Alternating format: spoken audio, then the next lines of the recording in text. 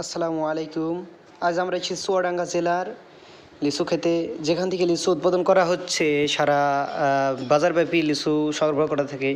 তো চুয়াডাঙ্গা জেলার লিচু আমরা জানি যে কেমন স্বাদের হয়। এই বাগানটা আমরা পর্যবেক্ষণ করে আপনাদেরকে দেখাবো।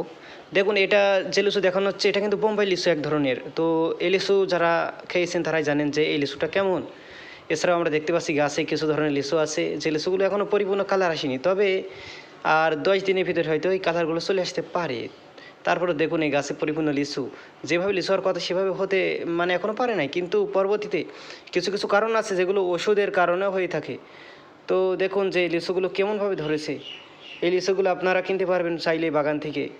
এছাড়াও আপনারা চাইলে এই বাগানগুলো কিনতে পারেন। এই বাগানগুলো বেচা হয় 1 বছর 2 বছর করে।